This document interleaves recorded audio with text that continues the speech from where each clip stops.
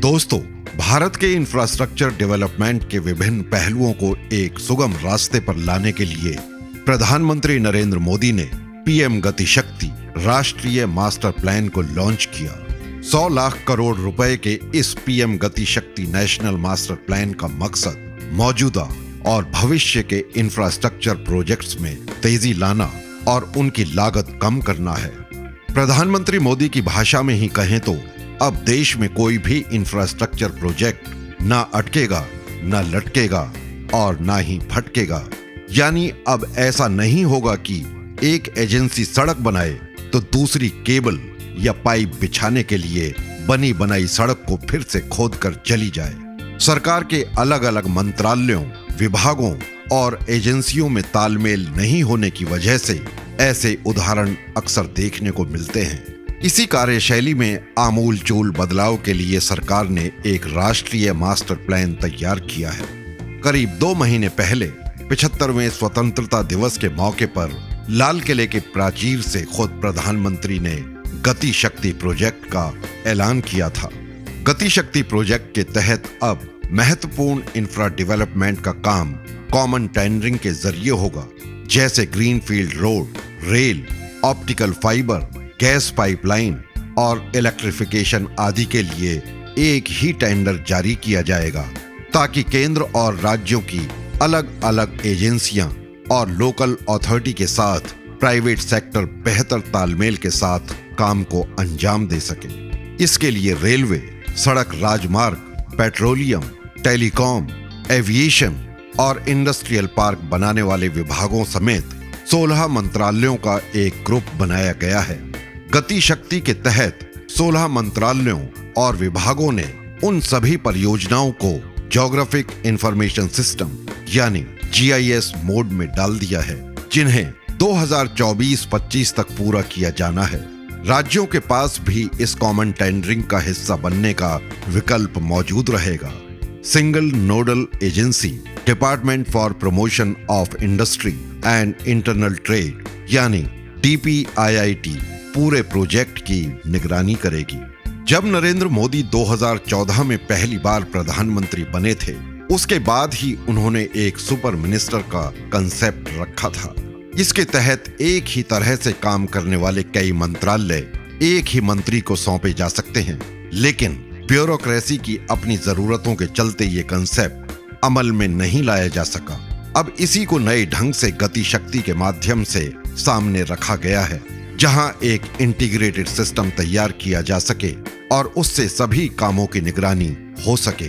लक्ष्य ये है कि 2024 तक इंफ्रास्ट्रक्चर और कनेक्टिविटी से जुड़े अधिकतर बड़े कामों को पूरा कर लिया जाए। गति शक्ति मिशन के पीछे कारोबार और जीवन को आसान बनाने यानी ईज ऑफ डूइंग के साथ साथ ईज ऑफ लिविंग की सोच है। मकसद है प्रोजेक्ट सही समय पर पूरे हों, लागत कम रहे, व्यापार बढ़े और निवेशक को भरोसा मिले कि मंजूरी नहीं मिलने की वजह से उसकी पूंजी नहीं डूबेगी। सरकार को उम्मीद है कि कॉमन टेंडरिंग प्रोसेस एक गेम चेंजर साबित होगा। गति शक्ति के अंतर्गत लाने के लिए शुरुआत में 16 मंत्रालयों की पहचान की गई है। ये ऐसे मंत्रालय हैं जो या तो इंफ्रास्ट्रक्चर या कनेक्टिविटी से जुड़े काम देखते हैं या फिर आर्थिक ढांचे के रूप में काम करते हैं। इस योजना के अंतर्गत किसी भी योजना के निर्माण, डिजाइन, भारतमाला, सागरमाला, अंतर्देशीय जलमार्ग, बंदरगाह और उड़ान जैसे विभिन्न मंत्रालयों और राज्य सरकार की ढांचागत परियोजनाओं को शामिल किया गया है। जैसा कि हमने पहले भी कहा कि हमारे देश में ये आम बात है कि कहीं सड़क बनी और थोड़े दिन बाद ही केबल बिछाने के लिए नई सड़क को खोद दिया जाता है। इसी तरह से सैकड़ों करोड़ रुपए खर्च होने के बाद भी कई प्रोजेक्ट्स रुके हुए मिलते हैं, क्योंकि वन और पर्यावरण मंत्रालय से मंजूरी नहीं मिल पाती है। पीएम गति शक्ति योजना से ऐसी समस्याओं को सुलझाने में मदद मिलेगी। गति शक्ति के तहत ज्योग्राफिक इंफॉर्मेशन सिस्टम आधारित प्लानिंग, रूट प्लानिंग, मॉनिटरिंग और सैटेलाइट तस्वीरों के इस्तेमाल जैसे कई काम टेक्नोलॉजी के मदद से किए जा सकेंगे। हर मंत्रालय को अलग लॉगिन आईडी दी जाएगी, जिसमें वे नियमित रूप से अपने डेटा को अपडेट कर पाएंगे। ये सभी डेटा एक प्लेटफॉर्म पर उपलब्ध होंगे। सरकार का कहना है कि इस प्लेटफॉर्म के जरिए हर मंत्रालय एक दूसरे के काम पर भी नजर रख सकेगा, अपडेट हो सकेगा। इससे कलेक्टिव रेस्पॉन्सिबिलिटी बढ़ेगी। गति शक्ति योजना के द्वारा देश में उड़ान के तहत क्षेत्रीय संपर्क में तेजी आएगी। साल 2024-25 तक एयरपोर्ट, हेलीपोर्ट, वाटर एरोड्रोम्स की संख्या बढ़कर 220 हो जाएगी।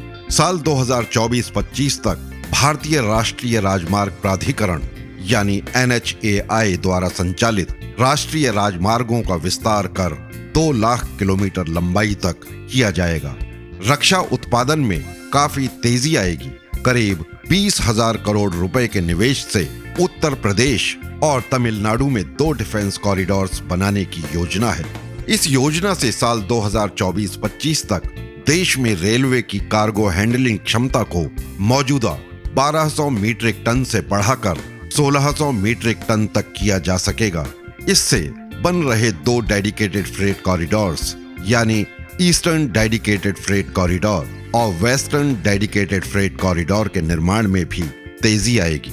साल 2024-25 तक देश में गैस पाइपलाइन नेटवर्क को दोगुना कर 34,500 किलोमीटर तक करने की योजना है। साल 2027 तक हर राज्य को नेचुरल गैस पाइपलाइन से जोड़ने की सरकार की योजना में गति शक्ति की अहम भूमिका होगी। साल 2024 तक दूरसंचार विभाग द्वारा 35 लाख किलोमीटर का ऑप्टिकल फाइबर नेटवर्क बिछाने का प्लान है।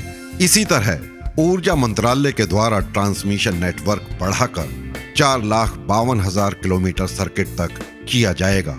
फूड प्रोसेसिंग इंडस्ट्री द्वारा देश में करीब 200 मेगा फूड पार्क्स बनाने की योजना है। फिशिंग क्लस्टर बढ़ाकर 202 तक करने की योजना है। 15 लाख करोड़ के टर्नओवर वाले 38 इलेक्ट्रॉनिक क्लस्टर बनाने की योजना है। 90 टेक्सटाइल क्लस्टर्स बनाने और 110 फार्मा एवं मेडिकल डिवाइस क्लस्टर्स बनाने का लक्ष्य है। मास्टर प्लान के तहत 4 इंडस्ट्रियल नोड्स बनाने का प्रस्ताव है। ऐसा एक इंडस्ट्रियल नोड यूपी के दादरी, एक कर्नाटक के तुमकुर और एक महाराष्ट्र के बिडकिन में होगा। दोस्तों, अब इस वीडियो को यहीं समाप्त करते हैं। मिलते हैं अगले वीडियो में किसी नए विषय के साथ। धन्यवाद।